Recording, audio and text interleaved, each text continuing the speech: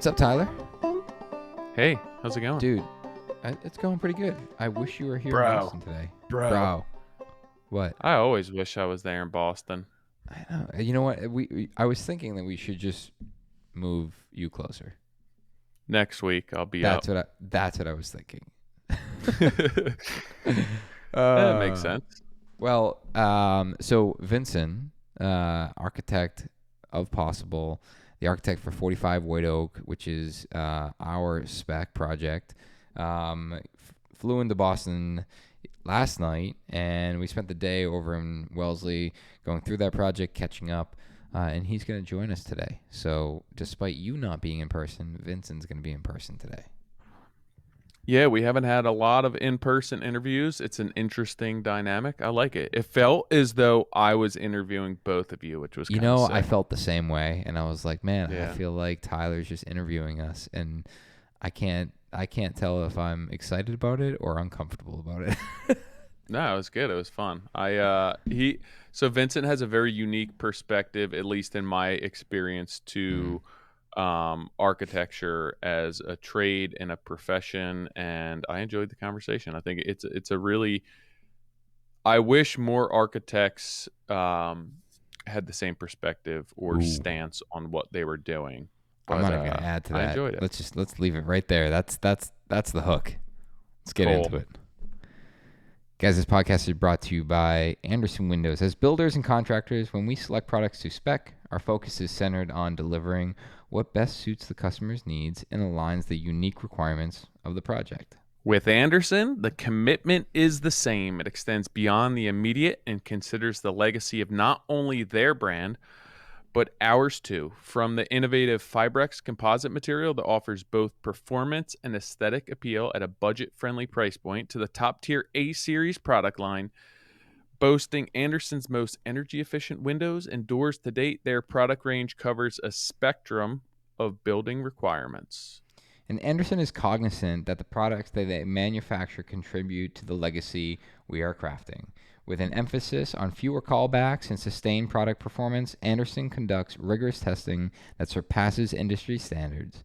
Our collaboration with Andersen goes beyond the transactional. It's a partnership in building brands and crafting legacies. They understand that while it's in the products integrated into our projects, it's the collective brands and legacies that we are shaping together. Discover more about their comprehensive product offerings at andersenwindows.com and join us in shaping a lasting legacy. This podcast is also brought to you by Buildertrend. Are you in the construction business and looking to scale from, say, $1 million to maybe $10 million? Or what about $10 million to $20 million? Look no further than Buildertrend, the ultimate construction management platform built to turn efficiency into profitability. This system is for builders serious about their growth, the kind who know how to tackle a project and have some processes built out, but now are committed to getting their whole business working as one well-oiled machine. And with Buildertrend, you can streamline your workflow, collaborate seamlessly with your team, subs, and clients, and take control of your financials like never before. They're more than just project management. From lead generation to improving profits, Buildertrend is the new way to run your entire business. Visit buildertrend.com/MC demo today to schedule a free demo.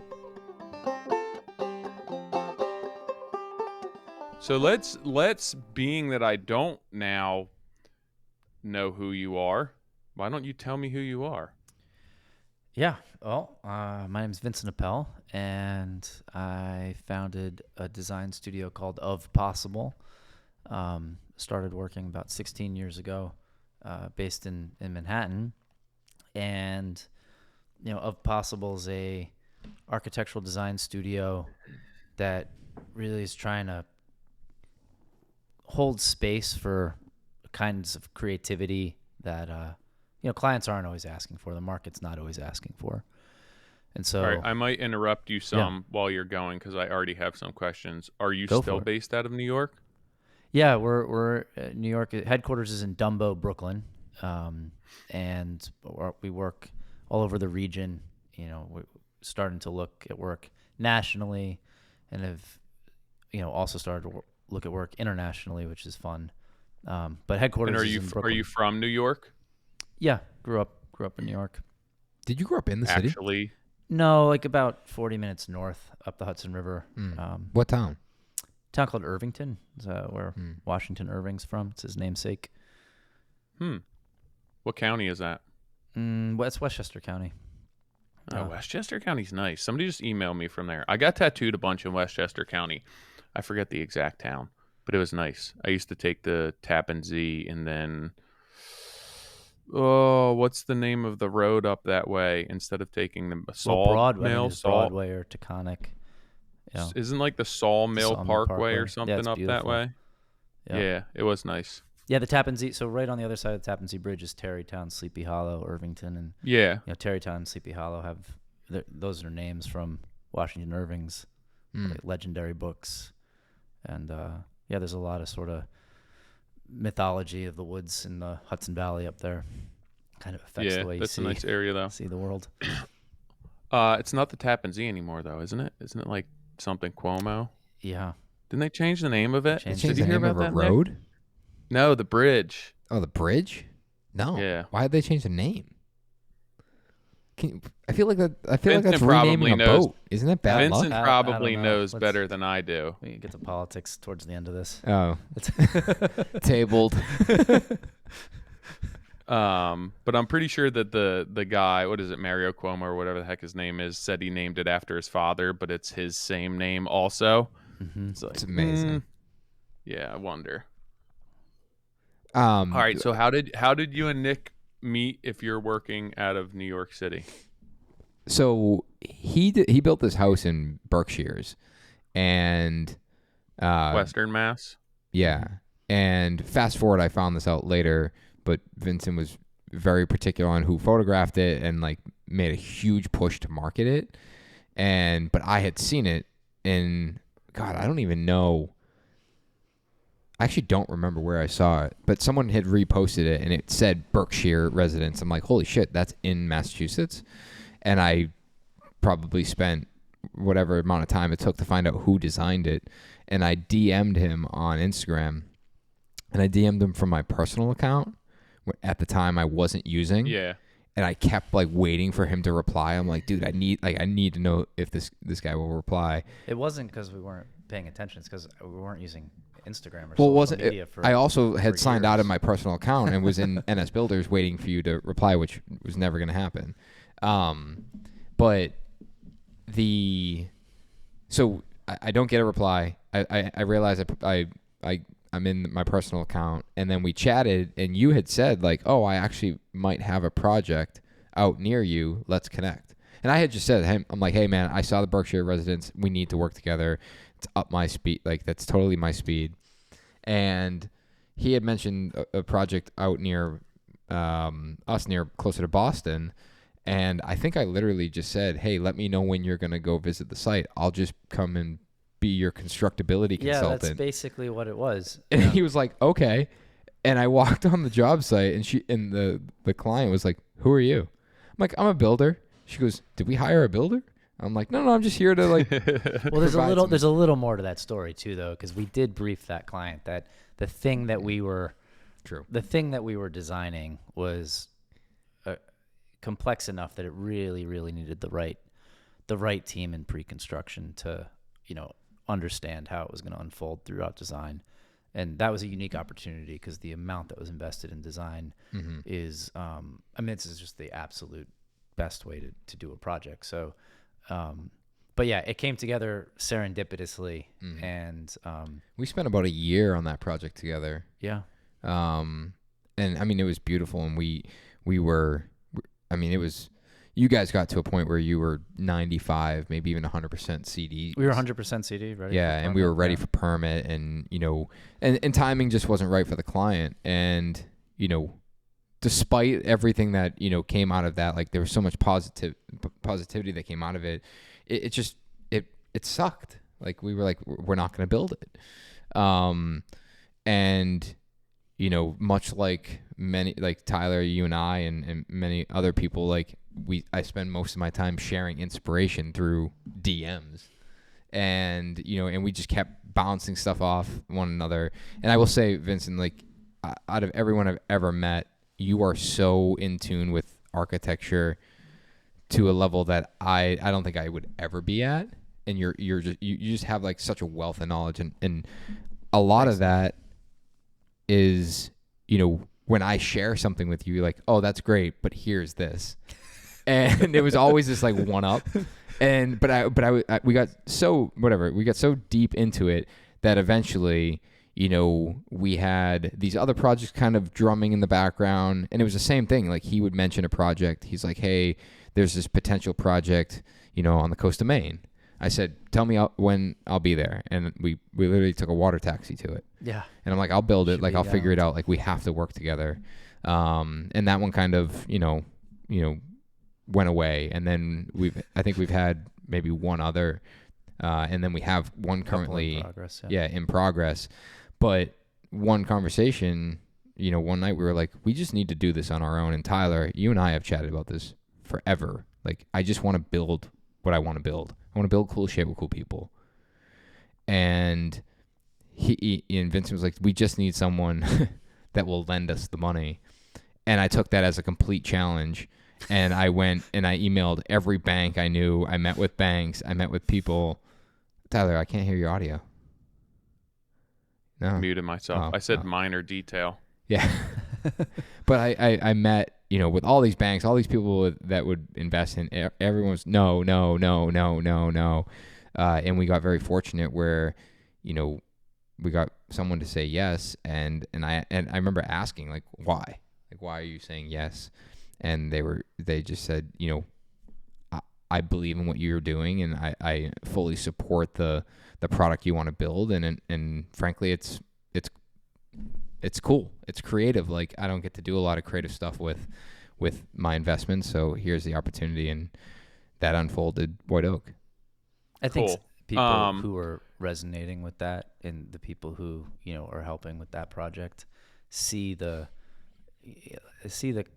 commitment to craft and the commitment to intentionality here. Like, just to mention something there, like those references, architectural references we'd send back and forth, that wasn't one-upmanship. That was, especially as an architect, when you realize that you're working with people who really want to tune in and see things and see design in the kind of deeper layers of the culture of design, and like where things came from, where details and ideas evolved from. When you meet clients like that, or other architects even, or especially when you meet builders like that, it's not so much one-upmanship. It's like, it's just going deeper. Mm-hmm. It's sort of, you learn from what people you learn from the things that are shared with you from people you respect and who are intelligent. And when you can go really drill deep on those things, it's like you learn in both directions. And that's that's really where that came from. So, rewind a little bit. What the name of your company? Where did that come from? Well, I mean, there's two answers to that question. It's been called a couple different things over the years, and eventually landed on Of Possible. And I guess the name is Of Possible Architectures, and of is the key word there. That little word of, this sort of preposition where it's about relationships between things. Like, of is parts to a whole. Of is people to a group. It's of is the relationship of measure, and I think there's something really sort of like almost spiritual there in that little word, because architecture, at least the way we practice it, is always about relating things and making one thing of another thing, and that it doesn't have to be such an abstract proposition. So Of Possible Architectures it's about that. It's about realizing that, architectures is plural. So there's not one style. Like, you're looking for the appropriate architecture for the project, for the circumstance, and you're trying to discover the right architecture for that occasion. And possible is, it's the realm of the real. Like, the goal is we're always, and I think, we get in trouble with the sometimes pushing the edges a little hard. But, it's about the possible options, right? This is sort of like, there's a heritage, there's a history in architecture of like utopia and of idealism and all this. And it flirts with things that are, the time scale is so far off, or the potential of it is so far off that it's, we're interested in the possibilities that are closer, the ones that are, maybe it's a 1 year to like 3 year time horizon with pushing limits, but that intentionality is important to us. When you first decided that you wanted to go into architecture, so obviously it runs the gamut, right? You have people who are doing architecture where it's really just the basics. They're looking to design spaces, not a ton of artistic expressionism there, but I would assume, based on your website, even just the description of the name of your company, that you are approaching it. Obviously, there's a functionality and there's a structural component to it, but from more of the artistic, spiritual level. Did you always know that was going to be the case for you?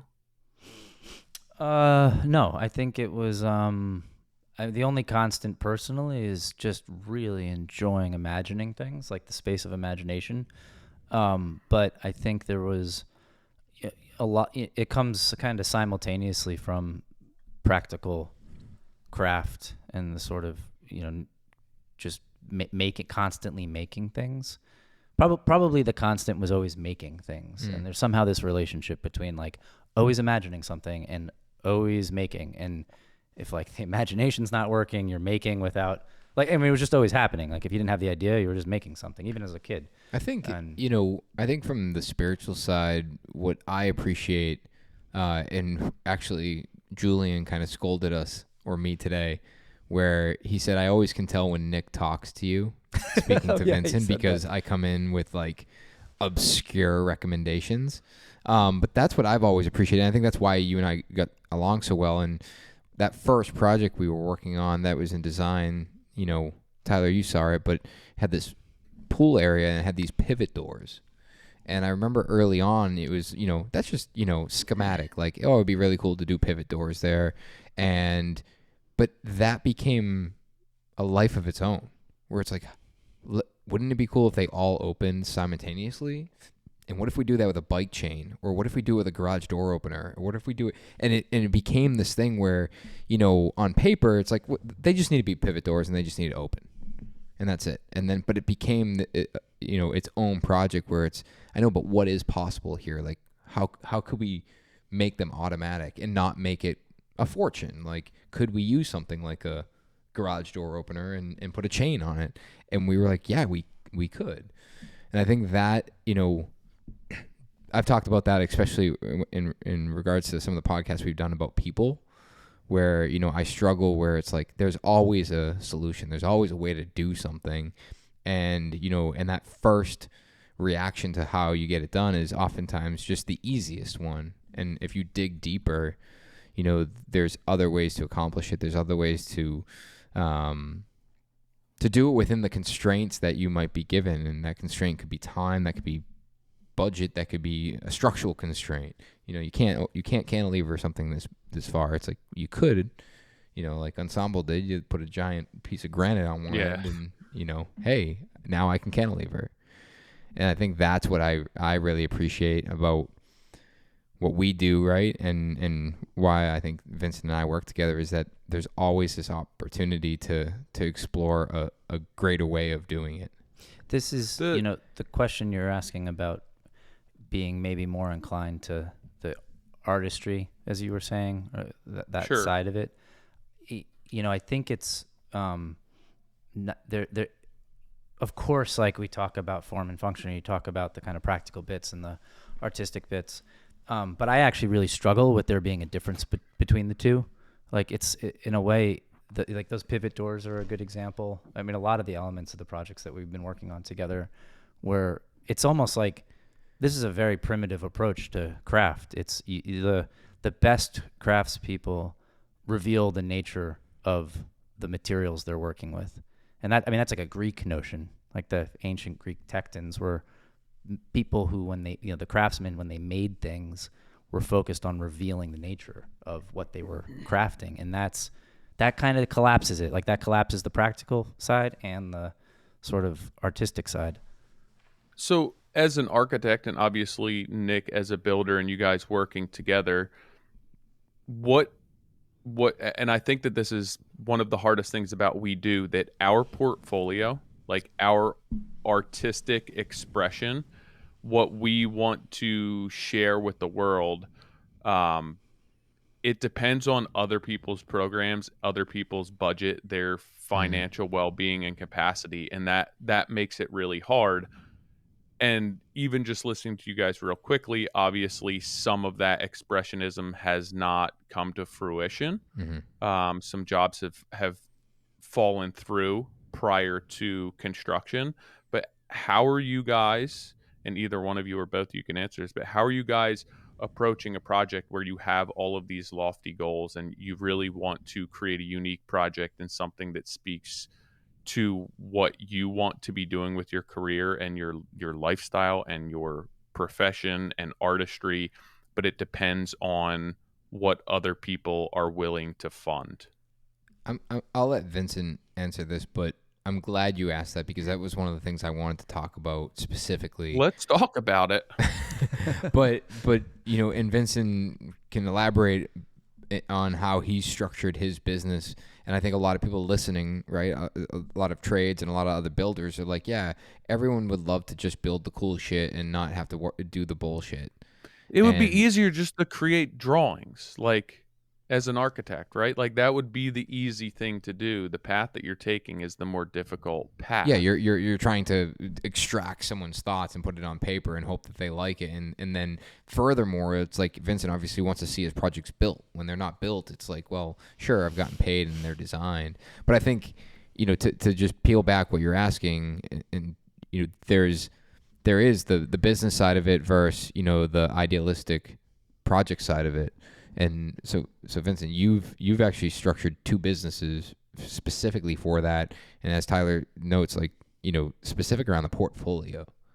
So can you outline, like, why you've done that, why you've separated brands, and why when you look at Of Possible, it is, these, elaborate, really kind of visionary projects? Yeah, I mean, I think the there's a couple of things there. The Berkshire Residence, the project that you saw in Sheffield, Massachusetts, that is a really good example, and it was really the first time at scale that we managed to achieve something that really worked with constructability, really worked with the general contractor and all the trades' interests and abilities. I mean, there's little details on that.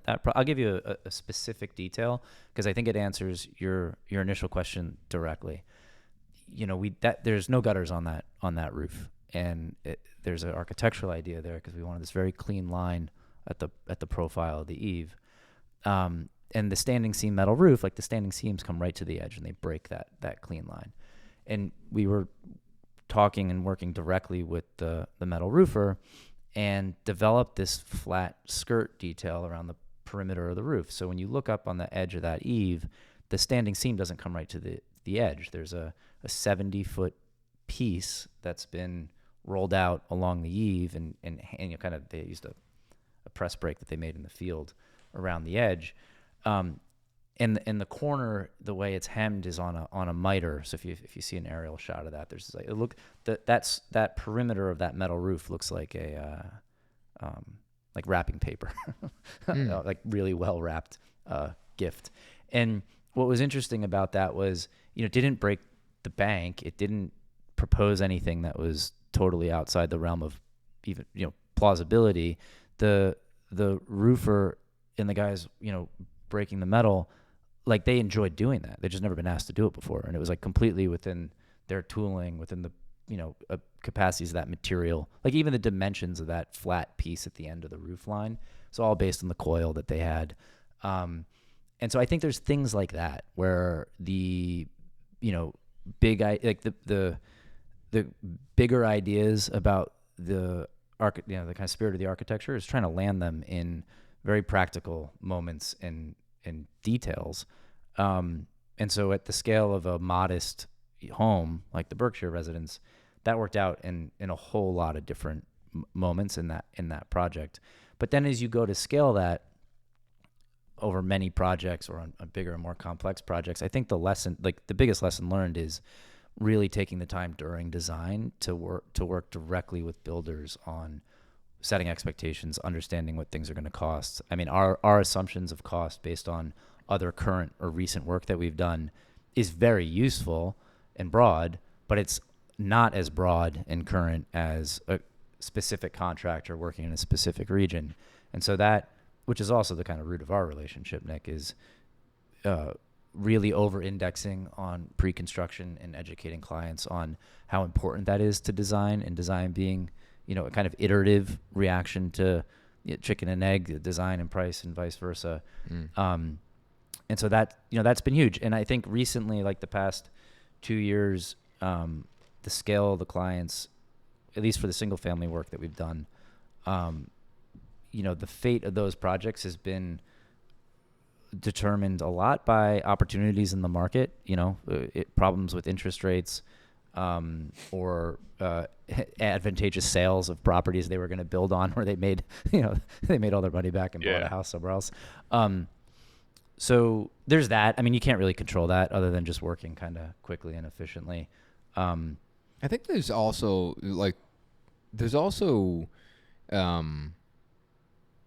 I think something to say about the population that does spend the time designing a house like that just loves that process. Yeah. Where they, ultimately the most exciting part for them is to do the design. And when it comes down to building it, they're like, yeah, but that's just going to take like 2 years. I don't know. I think some of the best clients enjoy both. They see the design and the construction process as equally enjoyable, especially when they're working with designers and contractors who they get along with, and they appreciate that. I think the best ones that I've had the experience of working with appreciate that sort of all the way through. You asked about structuring the company for those two sides of the equation, and I think we're only in architecture could you still be considered a startup after working for a decade in our world of like startup culture and tech. But our bread and butter is a huge volume of different kinds of projects in the boroughs in Manhattan and Brooklyn and Queens. We work all over the East Coast, but that volume of work is a lot of interiors, a lot of incredibly complicated vertical and horizontal extensions of every different type of building you could imagine that was built in New York City.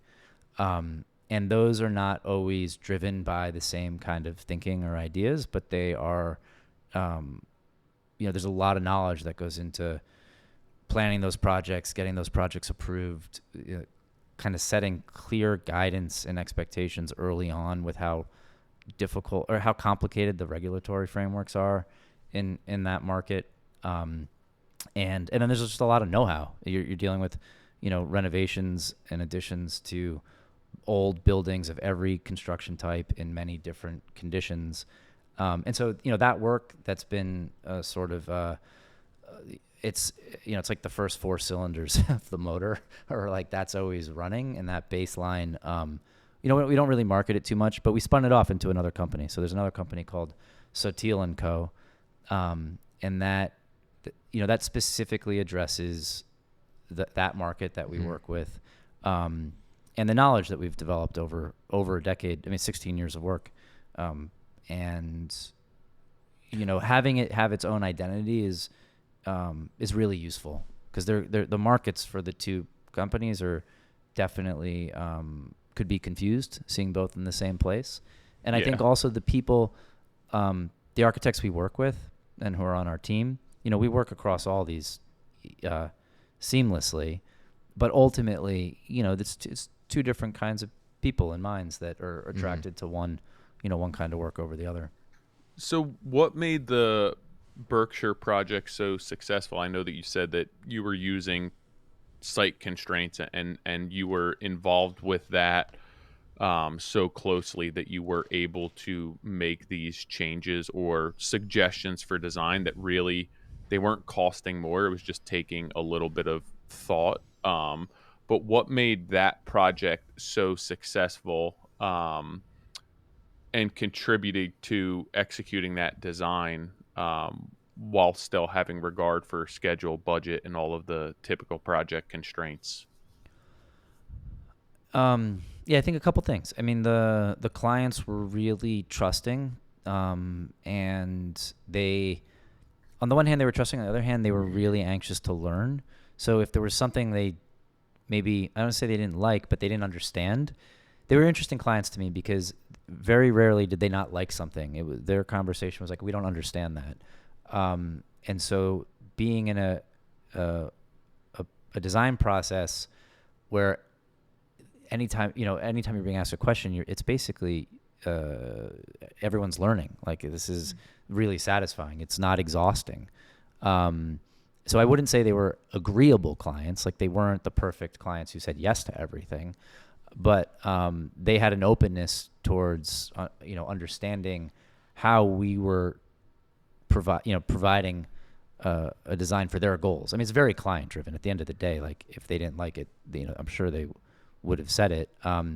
So having clients like that who are asking why, that really gave the design process a lot of momentum in a way that I'm very grateful for. The other part of that is the builder that we ended up working with, a fellow named Kent Hicks Construction. He's an incredible master craftsman, and he, not only that, his temperament as a builder at a lot of different scales and at very high passive house level construction. His background was in before he was a contractor, was in as a furniture maker. So he saw what we were interested in. He could understand the design intent of details. I wouldn't say that it was a fast project though. There wasn't. It wasn't that there was no schedule. It was that some life circumstance happened during the project for the clients, and it went on pause for almost a year mid construction, which was super difficult. But I think it was the combination of the clients having this kind of sense of adventure in a way, and what they wanted to learn through architecture, and having a builder who, there's all different kinds of construction and building, and Kent was the right match for that project. Were they self-performing a lot of work on that house? There was a little bit that they self-performed, but in that model at that time, Kent's company is it's a lot bigger now. But I recall him going, or his team going pretty far out of their way to make sure that the right subs and the right teams of subs were involved. So it was almost like, from our perspective, never really felt like we were getting handed off to folks who had a different attitude about the project. It was the framing crew was absolutely the right framing crew for that job. Like, they framed it like as if they were just building the whole thing as millwork. So no, I don't remember them self-performing a tremendous amount of work, but I remember them being. It actually set an unrealistic expectation for me on future projects, because I didn't fully appreciate how They're not all like this. Yeah. I mean, the amount of time that they spent matching the right people to that project was its own tremendous effort.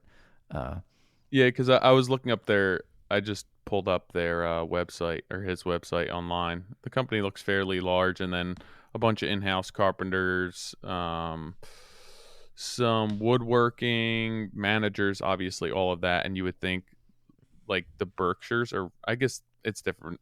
The Berkshires are relatively rural. It seems like the type of place where it's like, we hired this company and they did most of the work themselves, but it's also a pretty high end build that I think it would be difficult to do that. Yeah, it's I wouldn't necessarily say it was a high end build, but that was it's rural, and so when the trades get out there, they're really camping out at that project. Like, it's not, people have to come from some distance.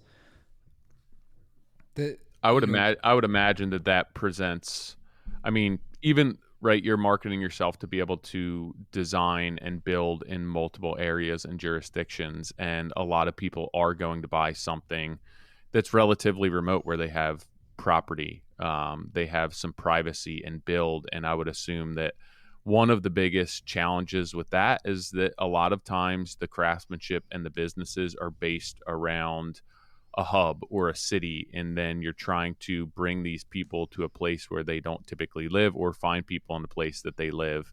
Do you experience that a lot?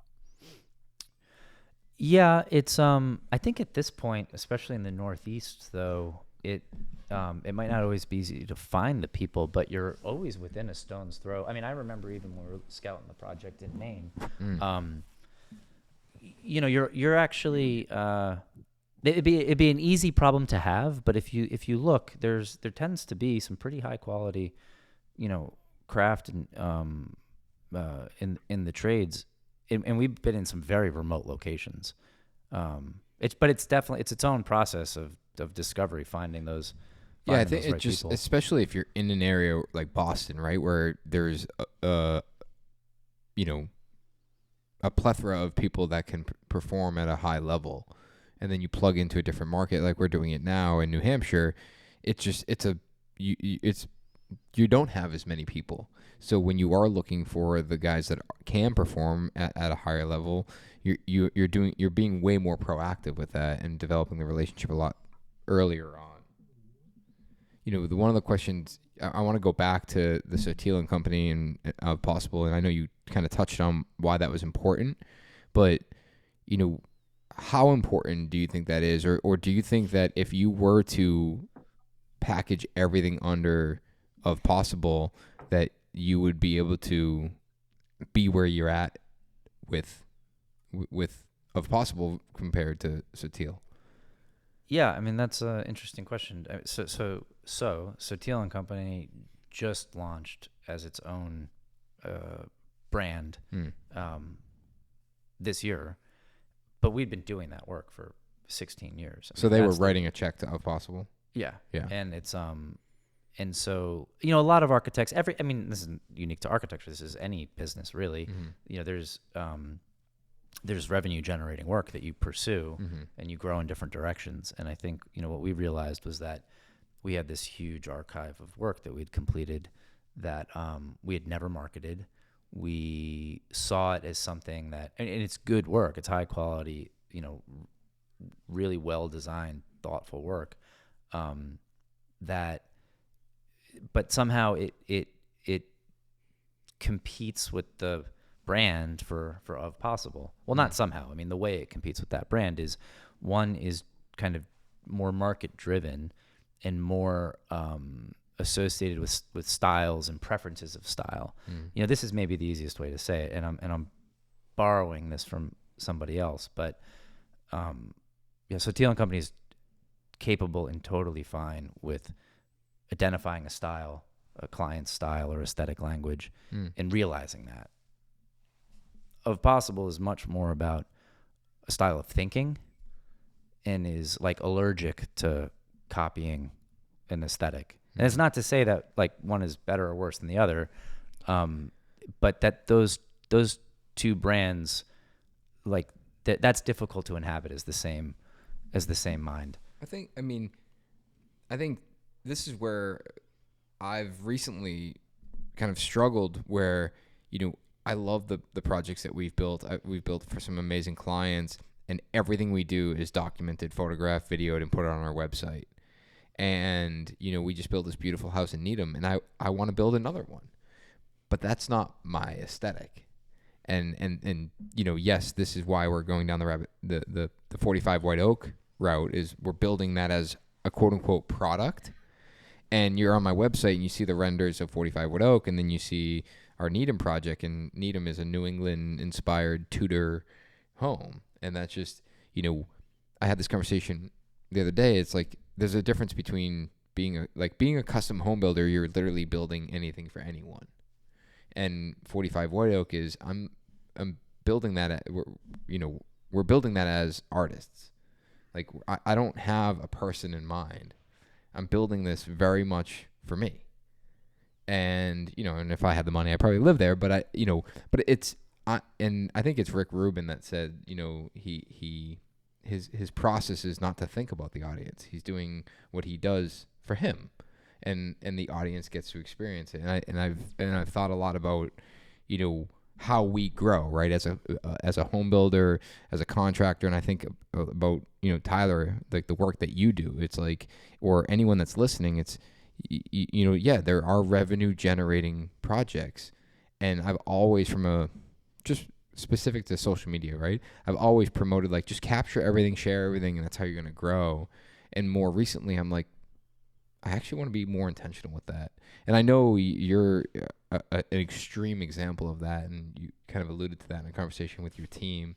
Like, your team's like, no, that we should photograph that. And you're like, it's not exactly in the box I want it to be.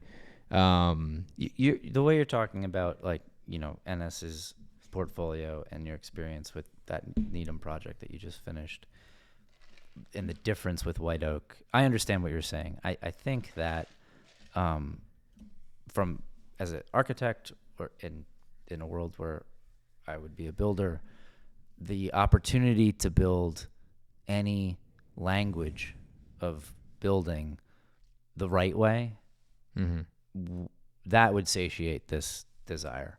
So whether it was something that was, totally ambitious and unseen before and new in its, its aesthetic, or something that was incredibly, traditional and steeped in heritage and almost primitive in its execution of a type of construction or a style. Like, both of those would somehow be equal. Like,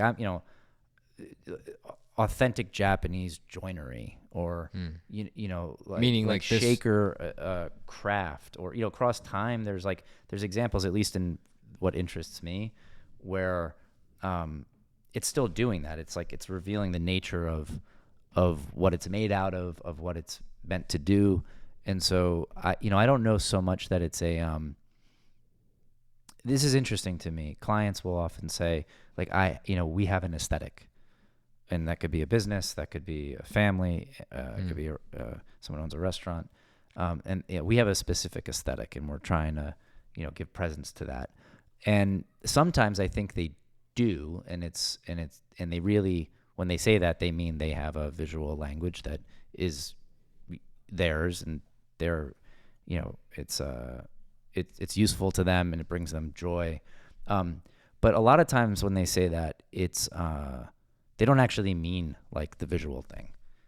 They mean something else. They mean like a qualities of space. They mean certain kinds of technologies. I mean, they're like, that word aesthetic gets used sometimes for visual culture, and sometimes it's just the way people talk about, it's their way of talking about space or architecture, when in fact there's other things that like more deeply interest them.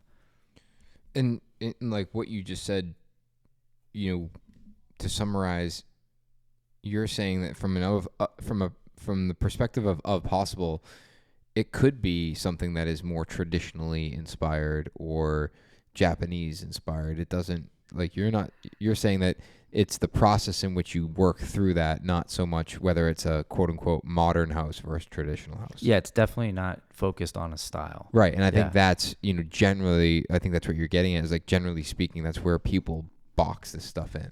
Yeah. It's like, oh, it's, they only design modern. This gets, like, this line that we're on right now gets to me, something about White Oak that is really exciting. And that's, in the world, we spend a lot of time working for developers, working in real estate, multifamily homes, single family homes, etc., hospitality. And we've been lucky with some interesting clients that have very specific goals. But there's, typically the line is, this is luxury. Everything is luxury. Like, almost the joke in the market in New York City is, everybody is selling a luxury product. Everybody. And it's reinventing luxury at every possible price point.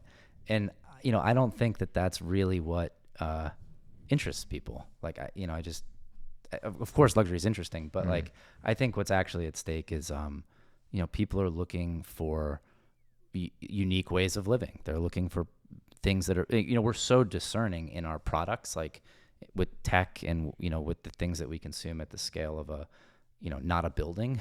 We're super discerning as a society in our food and everything. But then when it comes to buildings, it's like somehow the market reduces it to one line. Luxury, no matter what price or how it's built, it's always pushing luxury. So I think to me, White Oak, like the thing that's most unique about White Oak is it will obviously fall into this category that some people brand as luxury, but it's also just it's playing in a whole different ballpark in terms of craft, consideration, a kind of like empathy with that site. And this is maybe not language that's useful for the real estate team, but it's certainly what developed it.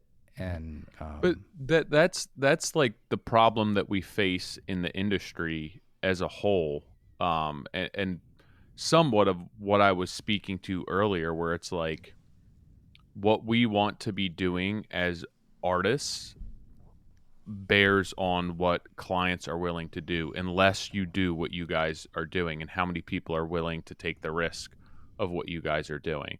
And even like the model that you're looking to adapt, as far as, hey, it doesn't necessarily have to be bound to a specific house style. I can still express myself, and this model, whether it be craftsman, shaker, traditional Japanese joinery, you can still get to where you want and express yourself from an artistic point of view. It's still really tough, because when you look at an artist, or an average artist, or the majority of artists, like they don't make money because they're just expressing themselves. There's the entire, the term, the starving artist. And what we do and what you guys are trying to do is really difficult when you have to be confined to somebody else's program in one shape, way, or form. Like, not many people are going to take the risk to say, hey, I really want to create, like you said, something more than luxury. And a lot of the terms and principles that are driving you guys aren't necessarily marketable or going to help from a real estate perspective. So it's like, who's going to invest? Who's going to help build? How's this going to sell? What are the comps going to be? And that makes our what we really truly want to be doing really difficult. Yeah, and maybe what you're touching on is also what is motivating. Like, obviously it's difficult. Like, I think everybody who does this finds that to be, or probably almost everyone does this finds that to be the case. But at the same time, like, architecture is not exactly art. That's its own conversation. But, I remember as like a little kid thinking architecture was interesting because it was art that could fail. And people who were artists that I knew, I admired what they did, but I always had like anxiety around it a little bit, because it was unclear, like, if it ever was not working. And so there's something else to that too, which is like, this is very motivating. Like, it's a risk and it's super difficult, but the fact that it's not exactly art is also, I draw a lot of kind of direction from that. Like, and I don't mean to say there's fear that it can fail. I just mean that it's not precisely art either. And there's another little observation in there, which is a lot of people approach the problem of resources, or the problems of a context of a project, or its regulatory framework, or the client's means, or the client's interests, as these sort of like problems, in the sense that they're bad problems. That's not the case at all. It's like the more you empathize with the constraints of a project, and the more you empathize with your client's situation, their resources, just everybody involved, the more you can draw on what's unique and appropriate in a project. And so I think that's like an inversion. Like in the West, there's sort of like a mythology, especially in like media, like architects are all ego. And there's this like notion of the ego. And the ego is like super useful as a tactic, but if it's your default strategy, you're going to, just be in a world of failure all the time. Like empathy is way more useful as a default state as a designer or as a business owner. I mean, I think today at White Oak, there was someone stopped by from Concom, and it's like, I mean, genuinely caring about those issues, but also just empathizing with their position. And so the way they were asking questions, the things that they were, had a lot of concern about, you could totally engage that conversation in a way that put that person on their heels and caused a whole lot of unnecessary just complication. But when you just empathize with what someone's, the why behind what they're asking for, that was totally seamless. Yeah. How about when a situation like that starts creating struggle and adversity for you, or potentially starts costing you money? I don't know what the easiest way around that is. I mean, my approach has always been to really either work harder or not stop making things. And so I wouldn't consider, luck has a lot to do with it. I don't feel particularly lucky in our experiences, but I had a great professor once who, said that, like, even if you don't have an idea, just keep making things. Mm-hmm. And that sort of spilled over into business. And so, when that way of the way of working that I was just describing is problematic, the ways to compensate for it are obviously work harder or try to find smarter ways to work in the economy, but also don't stop. Just don't stop. Like, if there's nothing to do, or if somehow you ran the budget out on one thing, we obviously want to get better over time and manage that so we don't get ourselves in those situations. But that doesn't mean you turn off an effort somewhere else. Who within your so when these leads come in, or like White Oak, is that typically you that's going to be handling them rather than somebody else internally? Yeah, and it that's the way it's been. But we're in the process of interviewing for a kind of executive, like, VP role. Someone, I don't want to say sales, but someone who is the other way to answer that question is that there could be someone else to handle that lead, the kind of top of funnel lead gen with. But we're not, even as far as like these builds though. When say this comes across your plate, this lead, like Nick gets a hold of you, are you going to be the one who's typically going to be handling the design process on something of this caliber? Yeah, but there's a team. I mean, and I've been really, really, this I've been lucky about, is building a sustainable, highly overqualified team. And I think that's I've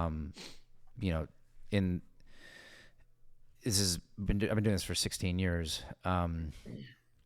But the shift from having a kind of larger company with more junior, maybe more energetic people, maybe people with sometimes fresher ideas, to intentionality of, really finding like senior level staff that is overqualified, and building teams out underneath.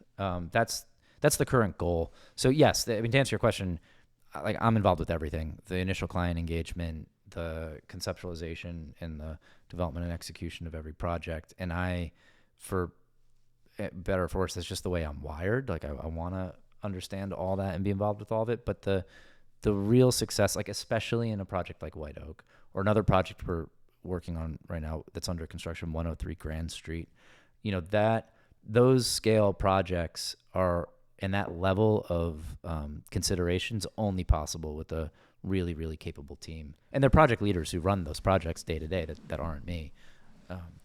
Yeah, I mean, I think it's similar, Tyler, where like the way we're structured in the sense that I'm involved and I'm part of the project, but there's a super and or PM that's really in charge. And, in every project that Vincent and I have worked on together, there's there's always someone else I'm talking to. Like, you're involved, but someone's the one figuring it out behind the scenes and working through the details. That's really tough. Sorry, So- but that, like, as a small company, that's really tough. In architecture, if you're a 5-person team or a 6-person team, that's super difficult, because Yeah. that means that, like, if you're doing 3 interesting projects at a time, you might have a team of 1 or 2 people working for half a year or a year on one project, and that it's a very difficult scale to be at. Like, I imagine we're working really hard to kind of shift scales a little bit so that the teams are a little bit larger. There's more sort of exchange of work across teams, and it's I mean, these projects are equally the, like, brainchild of the team that works on it. Like, they're it wouldn't happen any other way. But I think So- go ahead, Ty. It's difficult for me to properly articulate what I'm trying to ask, and I guess the easiest way to do it is I look at Nick's company and everything that Nick's driving towards and what he wants to do and all the decisions that he's making. And you can correct me if I'm wrong, Nick, but they're based around what Nick wants to do and what Nick wants to build. I think that a lot of his decisions and where he wants to be and everything that he's doing with his company, it's not necessarily for profit, and it's not necessarily with the business mentality as much as, hey, I want to be building cool shit and this is the type of stuff that I want to be doing. Do you feel that you've built your company around a similar mindset where you're looking to rebuild and restructure, and at the end of the day you almost have this other company to be able to fund the projects that you really enjoy doing and that you want your entire team to be doing? Yeah, I mean, I think that's a really clear question, actually. So thanks for taking the time to ask it that way.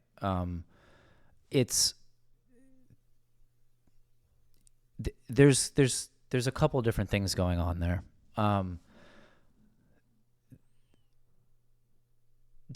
I think the primary goal, or at least for me, like the hardest opportunity for having your own design studio, your own creative studio, is, and everyone can do this differently, but for me, it's not saying this is the way I want to do it. Let's all make this happen and let's go find 100 people who are willing to get behind that singular vision. For me, the most difficult thing that Of Possible is up to is trying to make a space for a kind of creativity. And, I have a lot of ideas about what that is, and the people who work together with me do as well. But I think the best examples of the most creative studios it creates space for sometimes like-minded people and sometimes people of very different opinions and ambitions and goals, but it carves space in the world for them to come together and make something. And so that's really that's the ambition, like the mission statement of the business operation and of Possible. But it switches a lot. I mean, there's plenty of occasions where a project has to move really quick. Decisions can only be made once. There's no budget for it to take longer than, a certain number of days. And in that case, and we actually talk about this very explicitly in the studio, we're like, this is the kind of project where every decision is going to be, I don't say it's the right decision, but we're going to make the decisions once, and it's not going to be the kind of project where, we revisit 6 options. There are plenty of projects that we decide because of the opportunity it presents to burn the fee and the schedule because the client will allow us to, where we just over design things at a loss. But I think you just have to get really good at monitoring there's a lot of just metrics you have to monitor: the financial health of the company, everyone's own energy levels, and then you can make those decisions intentionally. So Teal & Company is totally different. That's it's still high design, but it behaves more like a practical, much more practical business. Yeah, Nick. So, like, Nick, do you think, and I guess the most difficult aspect of this would be moving towards your goal, but do you think that you could, as Vincent's saying, like, carve and create this space within your business for people to be able to express themselves while still moving towards the goal that you want? I mean, Because and like from outside looking in, I feel like that's a big problem that you face, right? Where you have a vision for your company, and it's almost like, where can I put people in to fit my vision? But it's like they don't have enough of their own selves in that. So like, and I don't know how to balance. How do I give you enough expression yeah. for yourself while still moving towards my goal? Well, I think what Vincent said a couple minutes ago about, there's the beginning when you grow a big company and you hire a lot of younger staff and junior people, and you said it yourself. Maybe they have more energy. Maybe they're more, pep, right?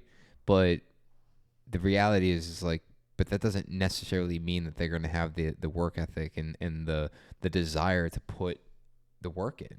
And you and I talked about that on the ride over. It's like some people just aren't wired to just get shit done. Like and often very often you hear it now. And I don't buy into this whole like our generation's lazy. It's not that. It's that our generation has been groomed in a way that they are more deserving of what their output is. And and where I'm very much in a position where it's like, well, I was always of the mindset of like, let's build a really young company and grow together. That sounds really cool. Like, that sounds awesome, right? Like, let's hang out, all be buddies, and let's grow this company and be together and doing it. When the reality is like, most people aren't, I'm just going to generalize, like us, where it's like they don't want to work 20 hours a day and obsess over how to make a pivot door work on a garage door opener. There's very few people, even in my own company, that would take the opportunity to go home and research and understand how to do something, to come in the next day to be like, I figured it out. And that's fine. But I think what we're trying to build separately and now together, but and even Tyler, like I know you share similar in your previous hiring. It's like it's going to be difficult to find that person, and I think it's going to be even more difficult to get on the same level of that person at a junior level, where you're almost better hiring someone that is at a senior level that knows how to get shit done, wants to get shit done, and understands the vision, and then build the team beneath that. Because otherwise, it's you're constantly up against the the pushback. So to answer your question, Tyler, I think that the opportunity is there, and it's very much what I'm focused on, and I have pulled all of these different levers in the company as to what do I need to do in order to communicate my vision in a way that everyone buys in. And that's where sorry, go ahead. No, and that when I pull that lever and something doesn't go my way, right? Like you and I were chatting last night, like kind of, I've kind of hyper focused on something that went not my way in the past few months. And you called me out. You were like, I forget what the word was, but, for the record, you said that you weren't. I was not. No, but what's the word? I'm trying to think of what the word, are you, what is that? What is the word you used?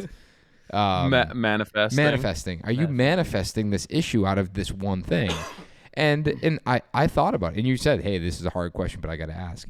And I was like, am I? And I was like, no, I'm not. I'm just like that just happens to be top of mind because I'm frustrated about something else.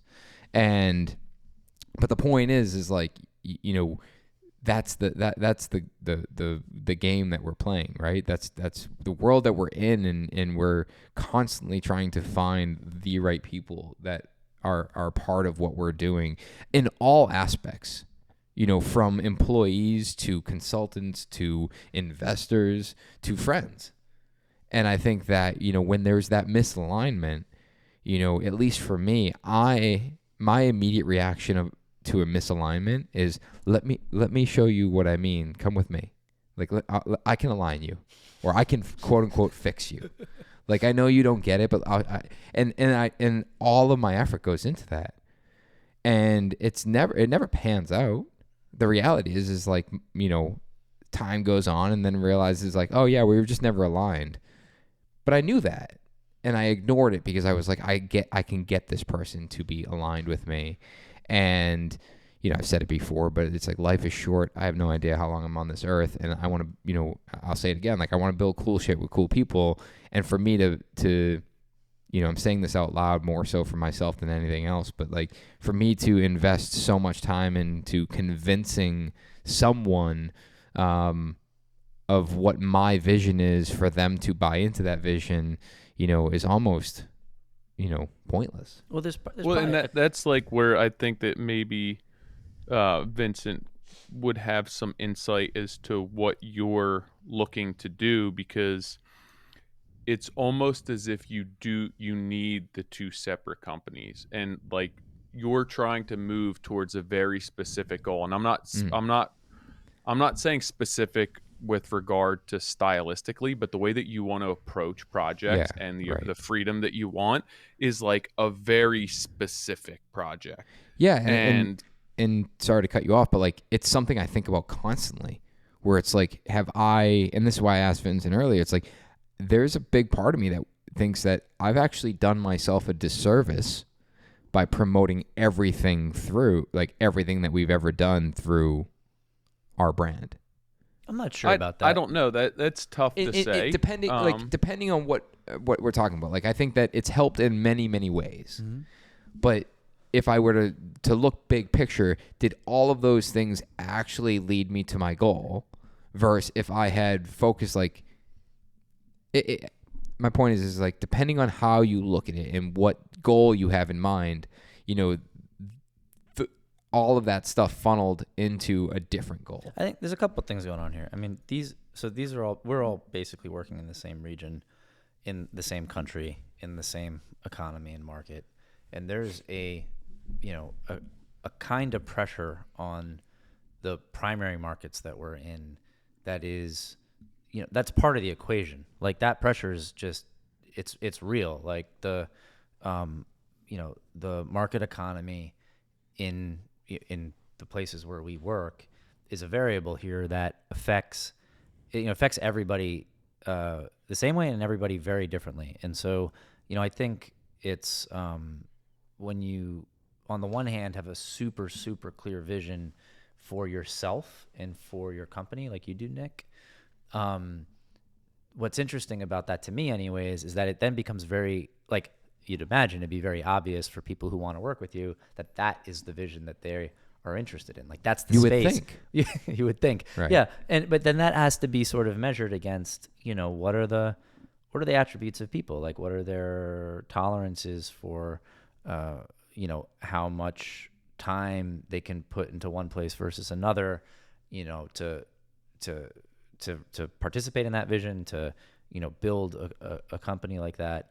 And I think on the other side of that equation is the kind of definition of leadership, and what, someone once said that stuck with me.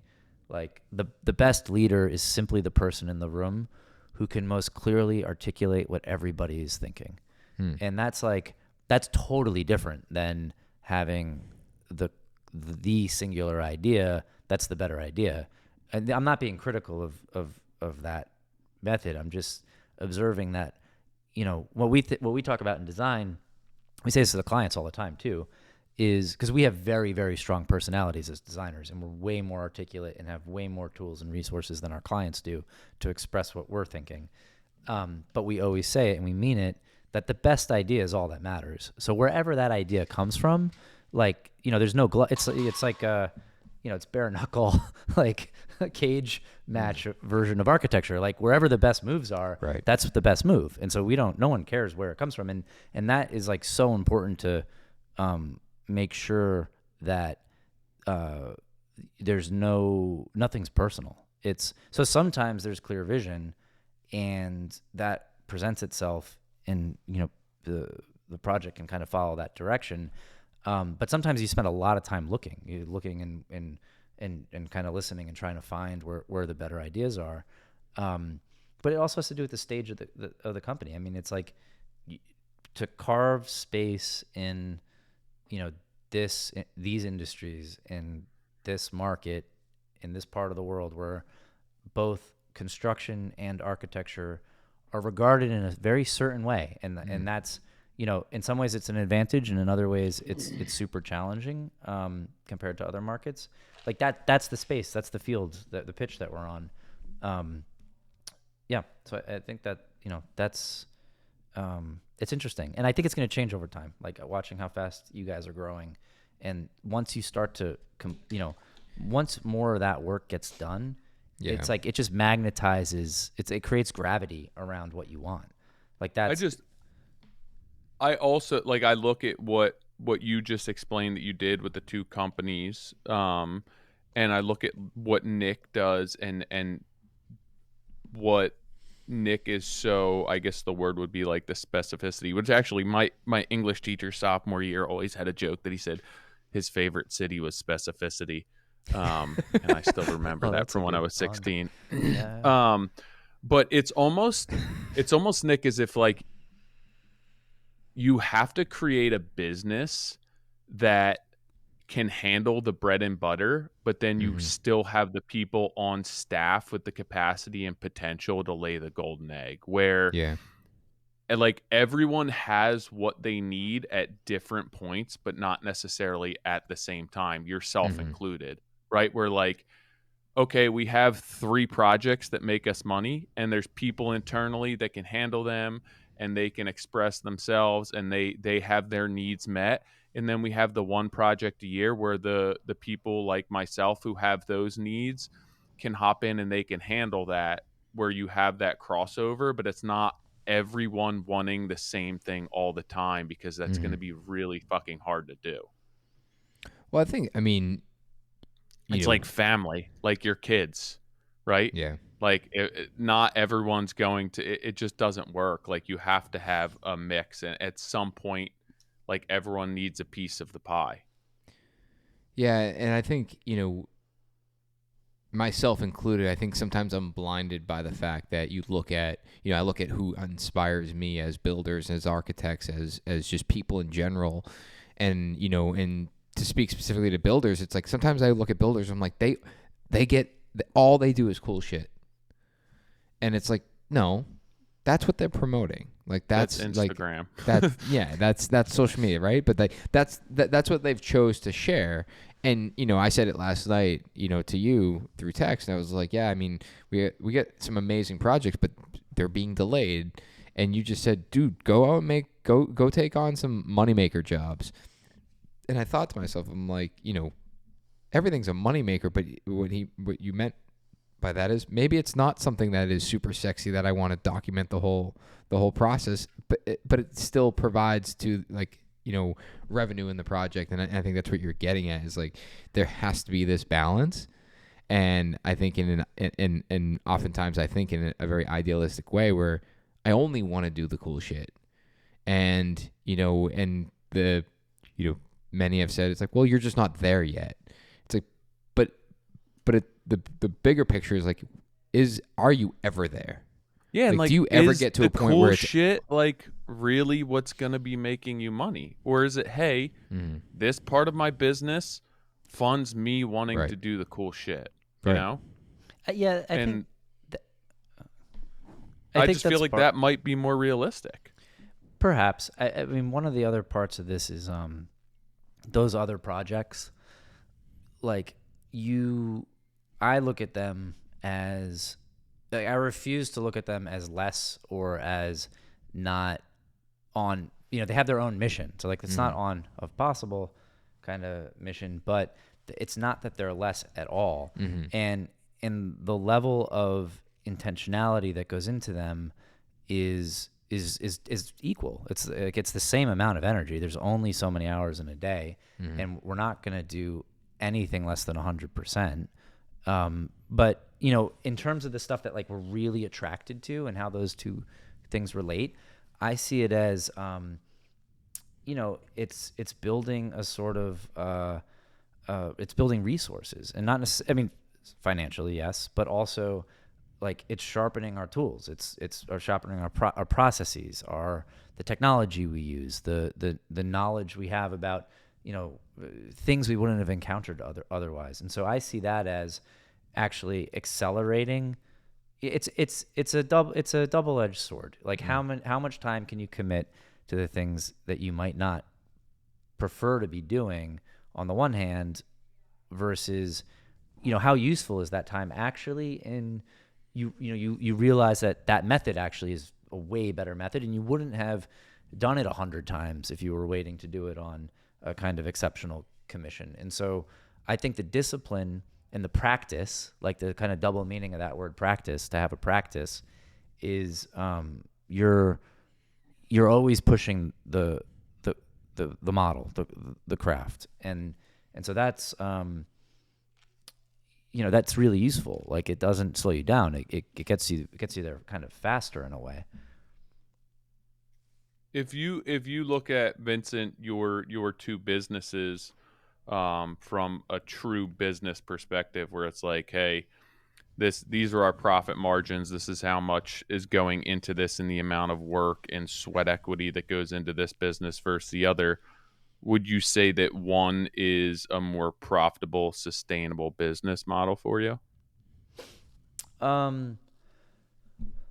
Well, no, I wouldn't say that one is more or less profitable than the other, because they were the same thing until very recently. So I think if someone like read the books on the two companies and they're kind of hit, if we split all the projects over the past 16 years into those two camps and sort of did a P&L, I think what you'd actually find is that there's peaks and troughs to both, and that it is obviously averaged out because we're in the position we are now collectively.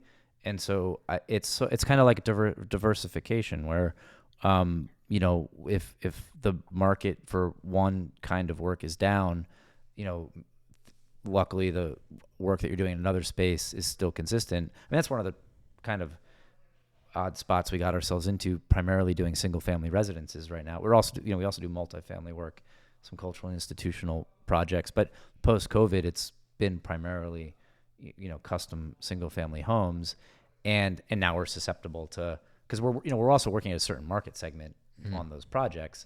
So I think that when, the more interesting answer though for that question, I think that you're looking for, is when the business is really working, the on mission stuff is a way higher margin, because people are willing to invest in something that's a total externality in the market. Like, they are willing to pay for the design research and the effort that goes into making something exceptional when that client comes around who asks for that. But that client's not there constantly. Well, so I was going to say, and that was my point. Yeah, I was going to say the same thing. I think that, let's rephrase that question from a consistency. What's the most consistent from a profitability? And it would be, or like if you were going to sell the business, or if you wanted to scale the business, it's like I would go with a more commercialized approach than the one-off project every time. Like, how many of those leads are coming to your plate versus how many of the leads where it makes up the bread and butter of your business. I think it is hard to just focus. Like, if you said no to every project that came across your plate except for the ones that fit of possible, you wouldn't be able to have the business that you have today. Like, you need that aspect, because you can't say no to everyone. You need the consistent work. You need the jobs to keep the people busy and feed the machine and everything else. And it's tough. It's tough to scale anything when you're that selective and picky. Like, I can do it because I don't have a handful of people working for me. I just don't need the volume of work to support that. But if I needed to do more money or have higher sales and hire more people, I'd have to loosen the reins a little bit. Yeah. I couldn't be quite as discerning as a business owner. This is also, in other startup culture, it's product market fit, and people spend a ton of time making sure that the total addressable market for the thing, that the service or the product that they're producing, maths out the way they want. And this is the ambitions here for these companies are a little bit different. Like, you're trying to make not only we're not only trying to make space internally for a kind of creativity, but you're also trying to make space in the market for the product. And that's like, that's sort of irrational in a lot of business senses. And so, but I think that's also like the way we met in the photography that went into the Berkshire project, and that the documentation that'll go into White Oak. On the one hand, this is a very specific business strategy. On the other hand, it's just consistent with the way of thinking about craft. And so, I'll start with the latter. Like every part of the process has its own craft and its own articulation to it. And so while, we're competent photographers and we can make beautiful images and so on and so forth, like we try to do the thing that we're best at and that we're most valuable at and focus on that. And then acknowledge, and I really enjoy this, is that there are deep histories across all the other, all parts of design. And so there's a history of photography. There's a history of the way you draw, the way you make images and represent projects, not just the kind of histories of the technologies and the detailing, and what goes into the design work itself. But, embracing that and looking for those people who are in those sort of like in those lines and then working with them. Because when you do, and if you do that consistently, you create some gravity around the work. Like then suddenly it's, there's a photographer who has their own sense of the craft and brings their own world to it. And so I think that's really important, because you might not be able to like carve a space for the product you want in the market, but you can make, the opportunities you get to work like that when you engage all the other people in the world, and there might not be too many of them who are working on it the same way. There's gravity around those projects, and it definitely does, it definitely does eventually attract more. And we talked about this with the renderings for 45 White Oak, specific to the craft behind what they do. And, we kind of talked in depth about it, like what's the difference, right? Like there's all this AI technology, and, you can produce a rendering in minutes. And we started staring at the 45 White Oak images, and, there were these things within the images that just made such a huge difference. We were like, man, this is why there's that level of craft, that there's level of personal touch. And I think this is actually really important to note is, there's a big conversation around AI and architecture specifically. At the Builder Show, there's this company called High-Arc. Super, super interesting technology where you're literally dragging and dropping parts of a home, and then you can grab the corner of the house and like modify it. And the moment you're satisfied, you can hit save, print, and it will print you a full permit-ready construction document set, which is bananas. And the conversation you hear is the chatter like, this is going to get rid of architects. It's like a certain part of architecture, but there, when you're dealing with what we're talking about here in craft, there will always be a desire to work with a human. There's always that desire to build with our hands. It's, just because there's a new tool that simplifies it doesn't mean that there's not the romanticism around doing it by hand or with a human being. And I think that what that does is it further elevates the value of that craft. I agree with you. I think that question around AI, people ask pretty much constantly about that. And we see a total proliferation of startups using that technology, and absorbing a huge amount of leads in the market we work in. And so there's a couple. I like the high strategy sort of conceptual questions around this stuff. I think there's just going to be a choice, like at a very fundamental way, and everyone will have their own preferences, but there'll just simply be a choice. So like in my mind, the more AI or that any kind of technology takes off and is useful and is enjoyable for people, fantastic. And the more that happens, the more it also presents a very specific question, which is, well, do you choose that approach? Do you choose, for lack of a better language, like the human approach? Is there a hybrid approach? Of course there will be. And even within the space of the technology, at least insofar as we can use it currently, the sort of most interesting thing to me about it is it's like any other conversation where it just requires the better questioning. Like there's an E. Cummings line, to the more beautiful question, the more beautiful answer. And that's that's literally how the technology works currently. Mm-hmm. So I think it just puts more pressure on us to expand what we're aware of, our sort of ability to decide what questions we want to ask. Yeah, and that pressure is useful. I mean, I think that's super useful. The more like it goes back to this kind of luxury observation in real estate. The more the algorithm reinforces one way of thinking, mm-hmm. the more it like demands space for something else. And but I think you're right. I think it's going to come down. Like there's going to always be the choice. Like, do you want the human approach?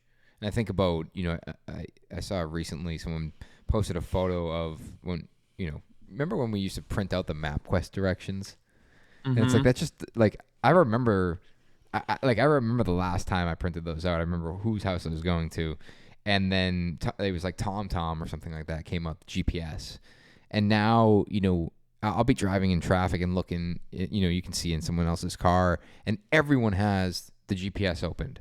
Everyone has a map going. Like when I get my truck, I just automatically hit home. I know how to get home, but like it's showing me that destination. Or when I'm going somewhere, like, I have the choice. I could figure it out. I could take the back roads. I could, know that I'm going north and it's somewhere in this area, and I'll search for it on my own. Or I take the more technologically advanced way of, hey, here's the GPS, or automatic driving car, or take an Uber, right? Like I'm reaching a little bit here with my example, but the point is I think there will always be that desire to have a human, touch in architecture and in building. Well, and I think that's where the art conversation comes into it, 100%. because it really like to have human touch and human interaction means there will be some sort of imperfection, and I think that to have AI or everything done through a computer or a program or software, it doesn't give you that human interaction. And I know there's a quote, essentially I'm paraphrasing, but like the beauty of art lies in the imperfections.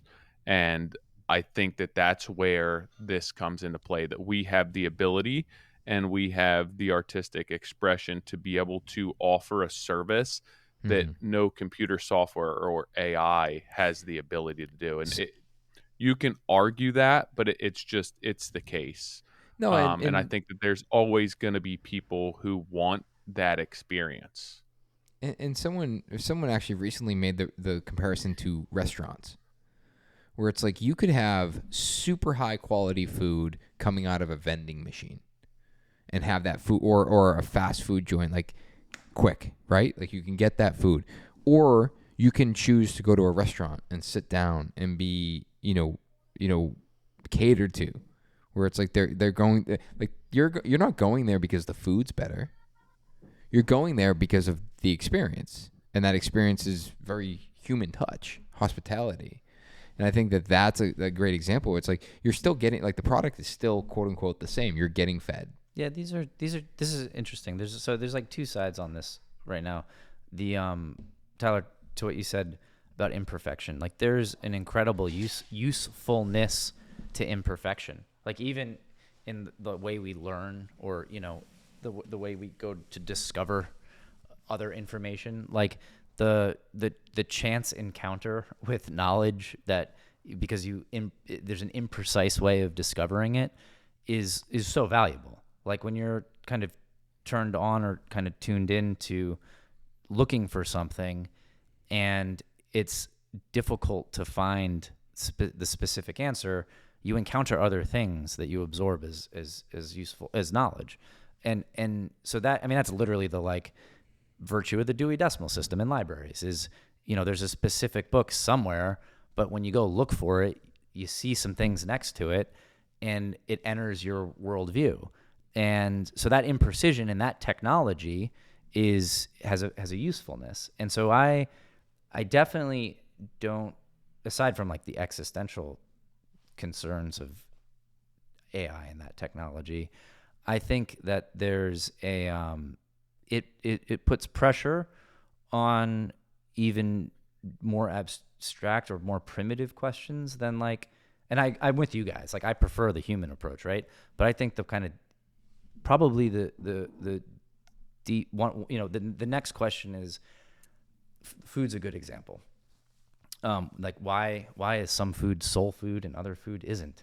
Like why is some music soulful and other music isn't?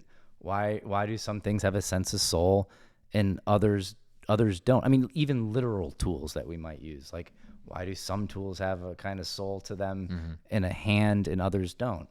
And so I think that's probably like the last line in the sort of frontier of this AI experiment is, do we learn something about the soul? Do we learn something about how we make music or architecture or food that speaks to us in a different way? And like the ambition that technology can do that, I think is a totally exciting ambition, but I don't know how to do it that way. Like I only know the version that I've encountered and that I've worked on. But that's also a super tricky conversation to have because we don't even have a good language for that. Like now we're talking about, sort of outside of just the art, this kind of question, Tyler, about is it art or not? We're talking about the soul and we're talking about the presence of things. And that's a language that is a language that we don't really have, we don't frequently use. Yeah, but I think that's where we use our tools to either resonate with people however we see fit or however they see fit, right? Where you guys are talking about your renderings. Like for me, those renderings are just a language. Like they're going to speak and resonate with one person. What resonates with them, you may have to have maybe an audio description of what you guys are looking to do speaks to somebody else, somebody walking through that home, products that you use in that home. It's all just, you have to speak multiple languages to be able to resonate and touch all different people. And I think even what you're speaking of, Vincent, I think at the end of the day, the majority of people who are in the housing market, like you said, like this AI is going to be great for them. This is going to suit their needs. They don't need the experience. It's just a house is a house.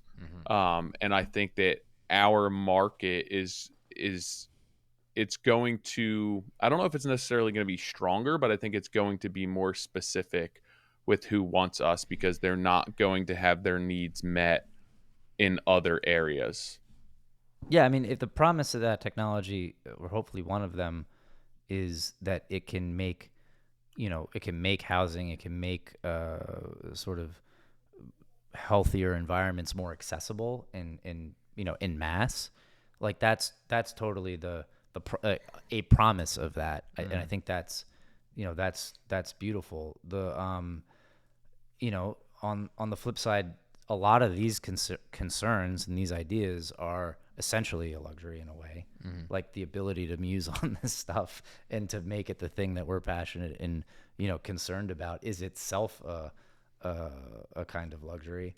But I think that's also why, like, even before relying entirely on technology, is having a very basic understanding of some of the like fundamentals of building science or of the economics of construction or the way things are made, because you really can't, like, you can't do one without the other. And there's a kind of intuition that that emerges when you understand at a very basic level the way things are working, which is totally different than a kind of intuition that comes from always having used a kind of method, or always having followed a procedure without knowing how and why it's working.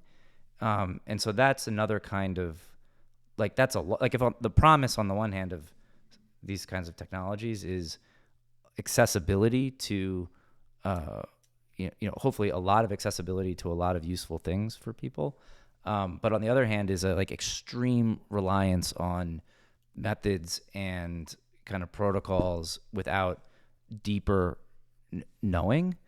And so that's something I spent a lot of time thinking about, and that's like also core to our interests, is to know at a base level the way things work, so that our intuition is formed from that. And what I mean specifically is it's building science, it's physics, it's thermodynamics, it's all the things underneath the way, like why the heck are we excited about vapor barriers and tape that works a certain way, or glass that works a certain way, and then eventually like intuitively to understand the way these things all should work and relate. That's way more like that's very useful to understand in a practical sense. And I think that these technologies and what we're experiencing and what we're going to experience, like I don't think that they are unique to just us. Like Nick, you said the food industry, any sort of art industry, music, furniture, fashion, sport, it's all going to be the same type of thing. It's going to come down to creating your market, creating your customer, and then being able to tell your story as to what's going to sell. Just like everything else, it's like differentiating yourself and creating a market that finds what you do valuable and desirable. And if you do that in a way that it can't necessarily be replicated in one way or another, I think that there's not that much to worry about there. Yeah, I think that, what you said, Vincent, it's the luxury, right? Where, going, like, again, AI, it's like, sure, if something like high art can simplify getting through, yes, of course, making healthier, more sustainable homes and making them more accessible is a great offset. But it's like, well, if that is simplifying that process and removing the redundant, human work that goes into it, that typically is relentless amount of hours into something that, it doesn't need to be done by a human. It's the only reason it's being done by a human is because technology doesn't allow it to be simpler, where you offset the redundancy and the stuff that isn't as exciting, and you're allowing someone that maybe is trapped in that world get into more of a design oriented They're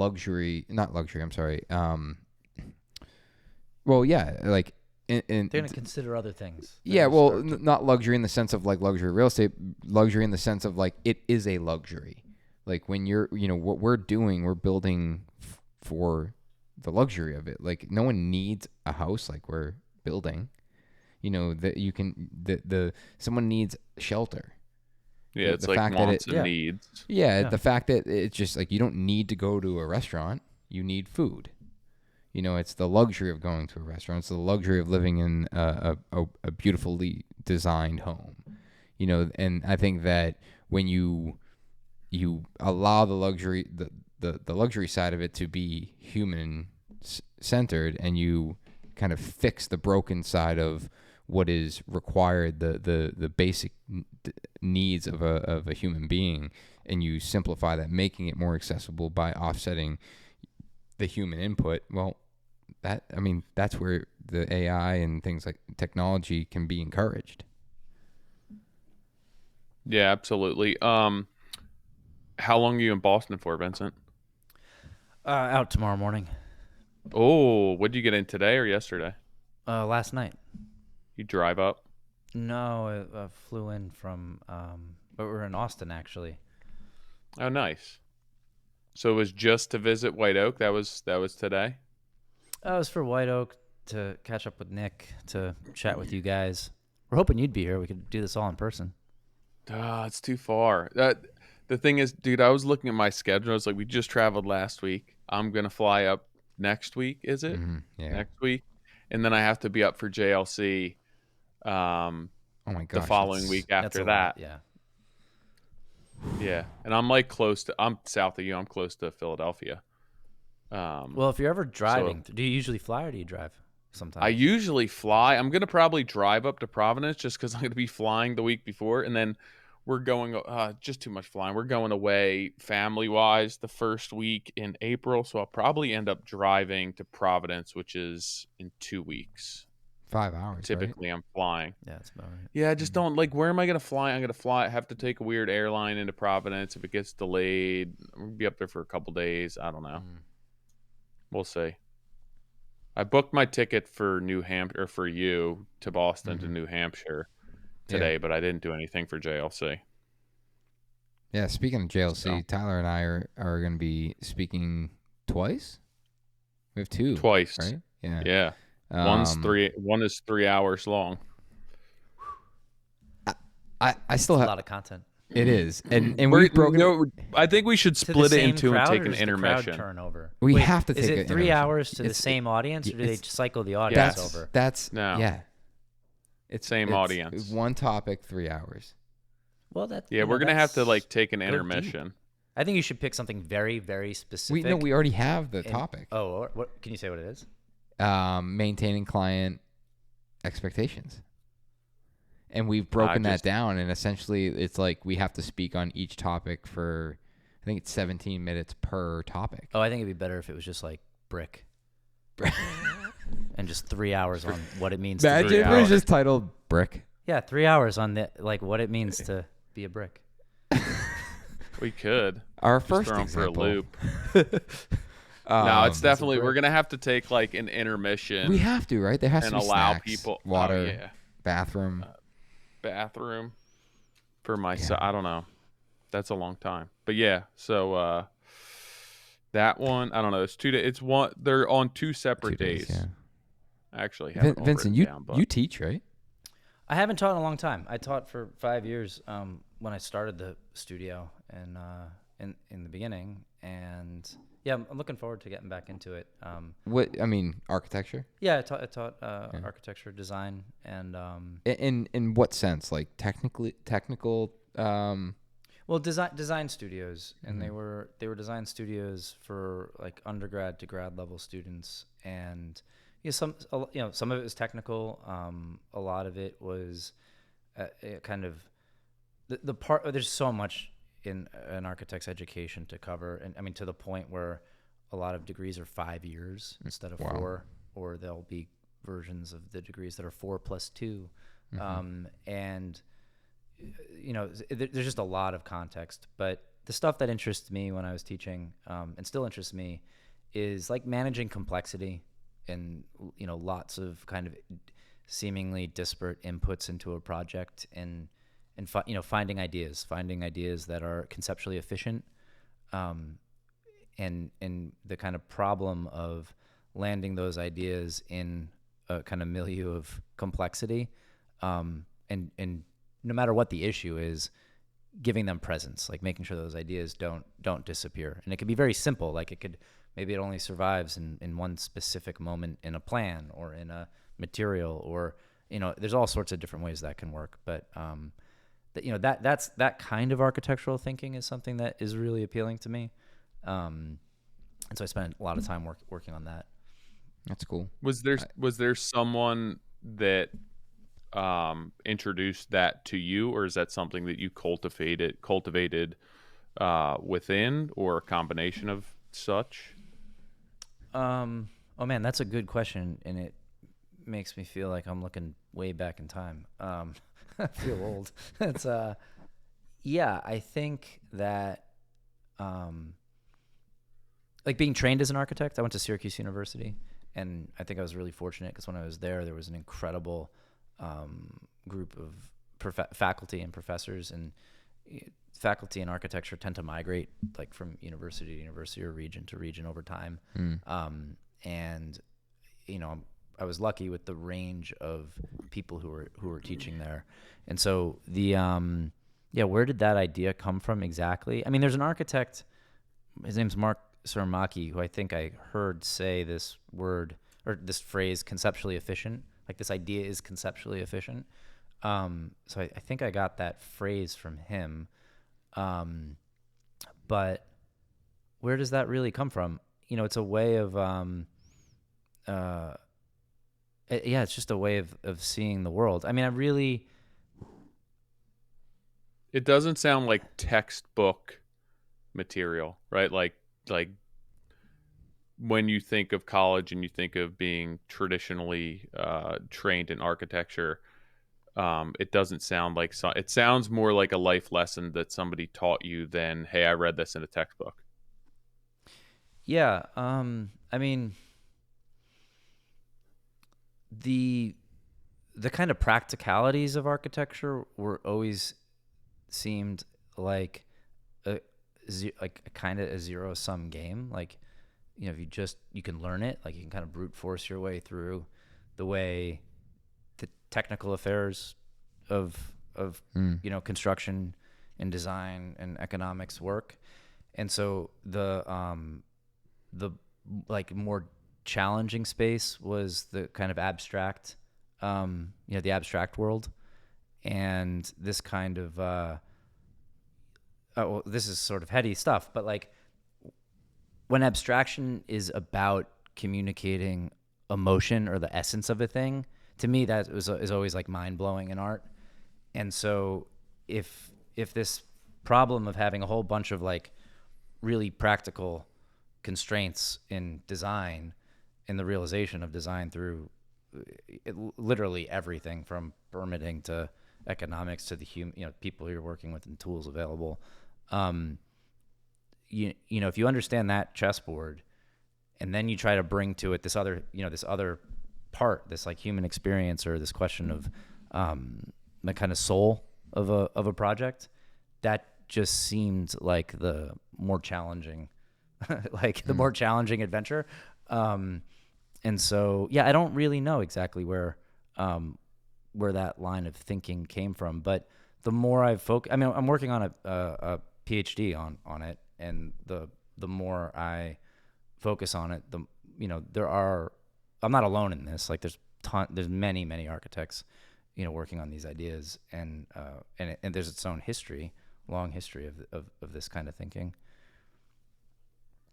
I think a lot of what we do and a lot of what you do don't necessarily lend themselves well to what you're speaking to. And the only analogy I can think of, it's like cooking, right? Or being a chef would be far easier to have that artistic expression, I feel, than baking, where you're like bound to specific ingredients and specific measurements and ratios. Where I don't think a lot of what we do lends itself so easily to that, which is probably why there are few architects that push so hard to be able to meet a customer's expectations, program, budget, schedule, all of that stuff, while still creating a building or a space with soul, as you said, or purpose. Yeah, I think that's true. I mean, I think the cooking analogy is actually an interesting one because, like, you know, there's an architect and a philosopher. There's an architect, John Pawson, and a philosopher, Vera Buhlman. And I don't know if they said this coincidentally the same way, but they both said that architecture is a bit like cooking in the sense that you're reducing, but in that act of reducing the ingredients, you're creating a kind of essence and a flavor or an experience it's not that it's greater than the sum of its parts, it's that it's something totally else. And that's really fascinating to me as a kind of different approach to in the cooking analogy. It's not about minimalism. Absolutely. It's about sort of like and it's not really maximalism. It's about essencing. It's about reducing. You know, that was who's the producer you mentioned earlier? Producer? Yeah, Rick. Rick Rubin. Rick Yeah, Rubin. You know, he like calls himself a reducer. In the back of his original albums, he didn't want to be labeled a producer. He wanted to be the reducer. And I don't think he meant that as a minimalist. Yeah. I think he meant that as someone who like, you know, made sure that things were, the ideas were clearer, or the ideas were more present. I actually just bought his book, A Creative Act, after Drew from Slash actually recommended it. And, you know, I literally just started reading it, but it's just interesting to think through that perspective. And like I said earlier, it's that whole act of doing something for yourself and knowing that at the end of the day, you built this for you. And to kind of sum up what we talked about today, it's, you know, we're all, you know, there's a very selfish, you know, part of what we do. We're doing this for us. And I think that, you know, at least speaking for myself, like that's why I'm so committed to doing this, despite, you know, having, you know, pushback or guidance to do something else. It's like, but this isn't for you. This isn't for them. It's for me. And I want to work with people that understand that and equally want it for themselves. Because at the end of the day, you know, I will have been so committed that someone will value just that alone. And, you know, and I know that. And it's just, you know, finding that person. Yeah, that book's interesting, and I think it's odd to read somebody's it's odd to read something written by someone who you're so used to listening to. So like if I listen to what Rick Rubin says, I understand something in a different way than how it's been written by him. And I think probably literally that's because there was, you know, someone else wrote that book. Like there was a background writer, I forget the guy's name. So it's actually someone else's hand attempting Rick Rubin's voice. Interesting. Yeah. And then probably being under a budgetary constraint to fit a certain number of pages and words in the syntax. And like it actually really bothers me in a way, because the way Rick Rubin uses language when he's speaking is a lot different than the way language is used in that book. And to me, this is important because the way I mentioned this earlier, like we don't really have a great clear language for some of these ideas that we're encountering. And especially if the promise of like AI technology comes anywhere near fruition, we're going to need that language. Well, I mean, that goes back to brand. People are like, why are you developing a brand for a house that you're building? Yeah, well, it's a brand aura, like totally. That the spirit of the thing is that's what's at stake. It's everything. It's the way it's written. It's the way it's perceived. It's the way it's rendered. It's the way that it's photographed. And there's that, like you said it earlier, like there has to be consistency behind that, where it's like you can't have, you know, one persona in photo and then have this, you know, punk rock like persona through text. It doesn't make sense. Yeah, it's different. It ends up landing differently. I mean, we're also taking a pretty holistic approach to our projects together, and the kind of clarity of how the White Oak in particular is presented. But yeah, that book. I mean, that book's all about a kind of creativity, a kind of like keeping an awareness of things. But it doesn't so much get into how you. It kind of describes a state that is useful to be in to encounter ideas, in one kind of state of being that affords an openness to finding ideas. But it doesn't so much get to how you kind of give those ideas actual presence in any medium. So I think one of the reasons why that book is, the work he does is so so good and so beautiful is, it works very well for musicians, and it definitely maps onto other people, not just creatives. But very specifically, we're talking about making things in the material world at the scale of buildings. And so, what are the kind of specific moves and the specific considerations in giving presence to ideas in the built environment? And so, that book's a good, kind of wide angle entry into it. But it's, I think it'd be interesting to hear Rick Rubin talk specifically about architecture and that problem of the material like art, like material artifact. Let's get him on. Yeah, that'd be. I'll come back to Boston for that, or go to California or wherever. I thought he interviewed for his house. I thought they did a tour of his house and he talked about the architecture of his house. I think his. Yeah, that was pretty good. I have not read the book, but I don't know if Rick Rubin's written word would have the same like charm, substance, or wisdom as when you listen to him speak. Because a lot of times, some like the simplicity of what he says is so profound that I feel if you just read it, it would look like it was a fortune cookie. Yeah, there's a whole different structure. The communication when he's speaking is its own. It's like its own messaging system compared to reading it. Yeah. Yeah. I got one last question. Interesting. Who inspires you? Rick Rubin. Yeah, I mean, there's so many inspirations. But It's I guess yeah. let's think about like who's listening to this as a builder, as another architect, as a young architect. You know, when you're thinking about inspiration, you know, I know for you architecture is so much deeper than the visual aspect of it, but you know, we're all inspired by our peers and what other people are doing. Is there, you know, when you think about who inspires the work that you do? Yeah, I mean, I think there's artists who've really taken the time to find their own, you know, their own structure for their practice. So, like aside from the work that they're actually making, the sort of discipline that goes into carving a space out for themselves and that kind of exploration.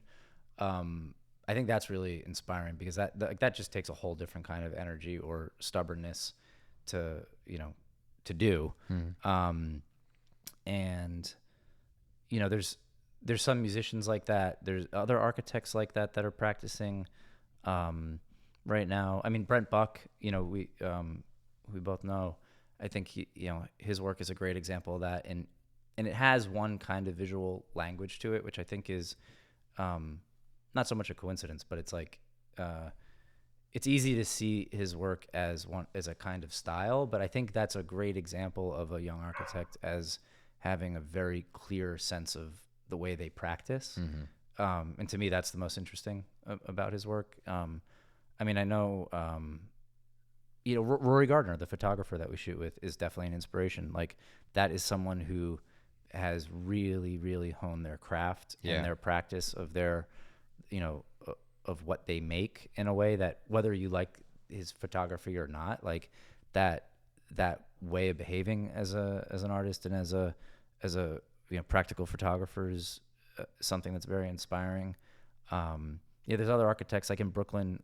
This company called Soil, Florian Eidenberg and Jing Liu, and they've really carved like it's very similarly. Stylistically, it's totally different than Brent's work, but they've carved a space for the way they practice, and they're at a point also in their studio where like that space is open and it's attracting people. Like it's people are really, not just the clients, but also the students and established architects alike. I think that's a short list of inspiration. That's cool. Appreciate your time. Yeah, thanks for having me on, guys. Coming to Boston. Yeah, that's what we're. It's nice. We don't have many. We don't have many in person podcasts. I was saying it. I was saying it, Vincent. I was like, it's so much better. You guys got to sit across from each other too. It just like Rick roll. That's you have the podcast like studio. Well, we only have one camera set up. Yeah, we only have one camera set up today. Yeah, I just like we're not set up to record in person because we haven't ever. But like I think that's the move. Makes it much easier. It's the same thing we ran into when we were recording at the Rockwell booth. So you're having a conversation with three people and they're sitting next to you, and it's really awkward.